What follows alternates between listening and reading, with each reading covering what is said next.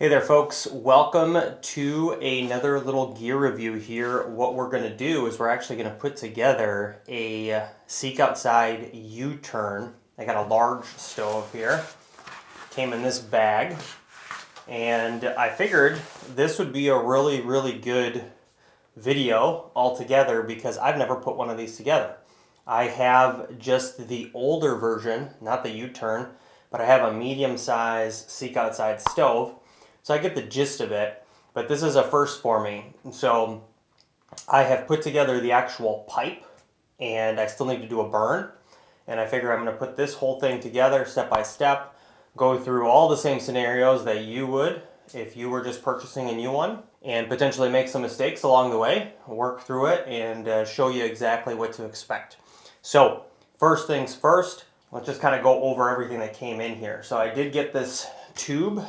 In this tube, I got a few little pieces for this damper. Okay, so you get this piece, you get this, which goes inside. And again, you get this little control piece here as well. So this is going to go in and out, and this is going to have to go in, and I'm sure this is going to be a little bit wonky getting it in here. So that'll be an experience.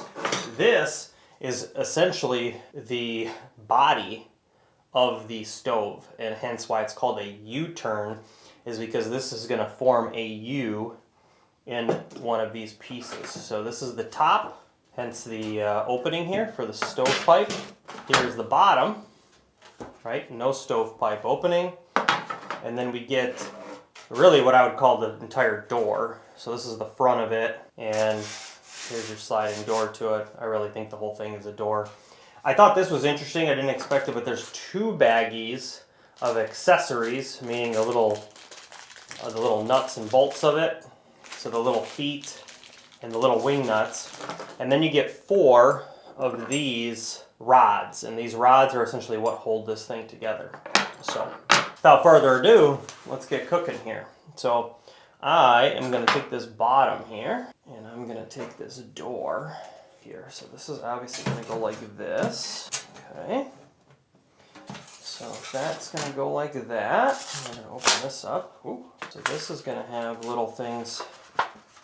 Okay, so this is interesting because I can see these slits in it. So there's these little slits on the side, likely on both. Yep, on both sides. So that tells me that those are going to go on the side of these bottom pieces as far as like locking it in. So let's see here. This is going to slide in on this door.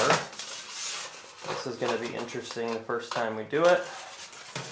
It's because nothing has been made into any kind of a mold yet. Yep, alright, I got that. Yeah, I guess I should warn everybody, this stuff is really sharp. You want to talk about getting paper cuts kind of style, that's exactly what you're going to get.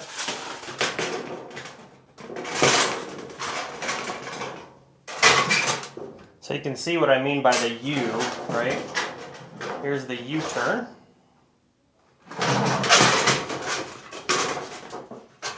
And this is supposed to make things lighter. Here's those slits. Let's see if I can get one of these slits on. Okay, I got one in.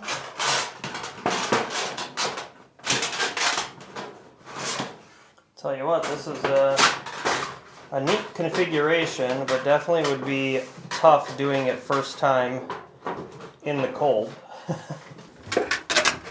Okay, we got it. Okay, so there you go, the Yui.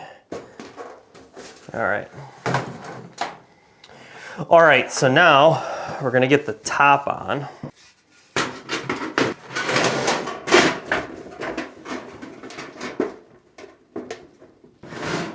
Okay, so here we are.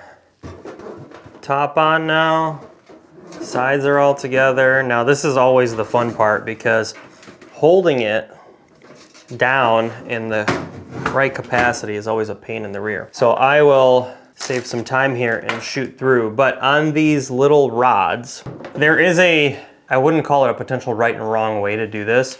I've just seen folks have different ways of doing it, and actually on my other stove, I tend to like to put these in the ground and then have these little legs be like a little higher. And the reason for that is more stability. However, accordingly, if you're gonna say it's right or wrong, well, the right thing is to use these little pieces as the feet. So that's like perfect case scenario if you have level ground or you don't want to poke it into the ground, right? I prefer to actually go through and give it like an extra inch or so, poke this in the ground, and then these still be the feet. So again, that's personal preference to you, but if you're looking at like, oh, what is the exact right way of doing it? Well, accordingly, it would be that these are your little feet and everything's gonna be perfectly level and you are using these as the feet. And essentially, if you didn't have perfectly level ground, what you would do is you would essentially heighten or lower these, but you wouldn't be changing the feet. So again, I leave that to you of whatever your preference is. I'm not gonna tell you what's right or wrong there.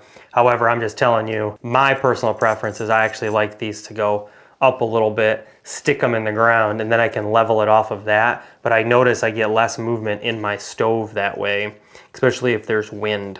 Save you some time, put these all together, and then snag it and put it into the stove.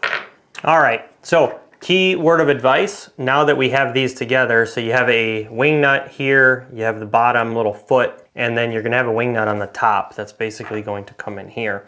When you actually put this together, word of advice would be when you are done taking it apart, take the top one off, take the bottom out, and then just put the wing nut back on, so that way you have it all in place already for the next time. So you're not having to put it back in a little baggie and go through the same thing, because it does take a few more minutes and set up that way.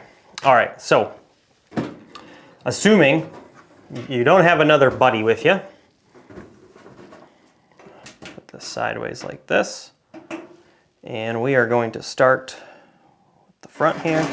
Now, because we have not burned this thing out yet, we want to leave it a little bit looser than anticipated. Meaning, not anticipated, but you want it to be looser than how you would actually use it in the field, because it is going to expand a little bit. And when it expands a little bit, you don't want it to be so tight that it like warps your stove, right? You don't want it all bent and stuff like that. The other thing that you need to know, and I'm sure it'll come out, but when you actually burn this thing, anytime that you've like touched it and stuff like that, you're gonna have fingerprints, and the oil on your hands is going to actually like burn marks into it. So it's gonna look all purpley, brown, black, blue kind of a deal. It'll really, really stick out. So if you don't want that, then I would suggest that you really like wipe it down. Now again, I don't really care, and no offense, but it's gonna be hunting and it's going to be dirty. So to each their own. But if you are really particular about your stuff, that's just something to know. Okay, there we go. We got the stove put together. Let's see this little door here. Yep, door opening and not. Pretty cool, nice little deal. Now we're gonna take this little guy. So this is interesting. Let me get this out of the way here. Give you a little bit of a better visual since I only got one camera going. So this is going to go in, you got two holes. You got one hole here and one hole on the other side. You're gonna take this, and you're gonna put this into the hole, and then you kinda gotta pull it. So don't feel too, you gotta be real nice with this thing, because it might not work out that way for you. Oh, that's a trick. So don't do it while this whole thing is flat in it. Do it where it's like sideways, and it actually goes in a lot better. Oh, boom, there we go. That's it. So now you're gonna put this little piece in. This will control the rate of burn. This is going to go right here. All right, well now we're ready to go burn it. All right, so now we are burning it out. So I put about, I don't know, 20, 30 sticks in there, some acorns, and we'll let it sit here for probably half an hour or so. And you can see there's discoloration. You could probably see some orange flames here, and then you can see the pipe. Now this is a common one Does the pipe go in the damper or does it go over?